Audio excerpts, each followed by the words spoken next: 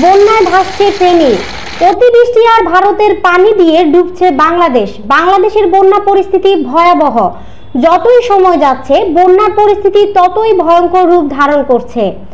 ৮ জেলায় প্রায় ২৯ লাখ মানুষ পানিবন্দী হয়েছে এবং ক্ষতিগ্রস্ত হয়েছে। বন্যায় ক্ষতিগ্রস্ত ফেনীবাসীর দুঃখ দুর্দশায় আকাশ পাতাল ভারী হয়ে উঠেছে।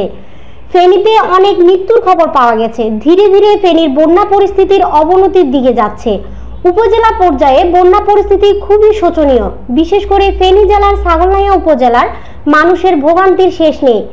বিভিন্ন এলাকা থেকে সাহায্যের আবেদন, নৌকা এবং স্পিড বোট নিয়ে উদ্ধার কাজ করছে ব্যক্তি পর্যায়ে বা বিভিন্ন সংস্থা, এবং সেনাবাহিনী এই কাজে সামিল হয়েছে। সবাই কিন্তু এই বন্যার কারণে দোষারোপ করছে বন্ধুরাষ্ট্র ভারতকে।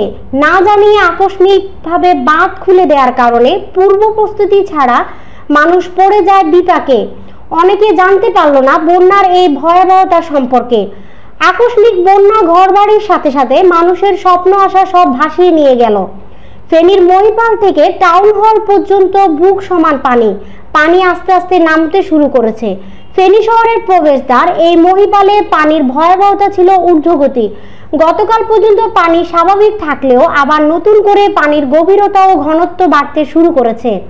পর্যাপ্ত পরিমাণে ত্রাণ সামগ্রী না থাকার কারণে আশ্রয় কেন্দ্রগুলোতে হাহাকার তৈরি হয়েছে। বিশুদ্ধ পানির সংকট বেশি দেখা দিয়েছে।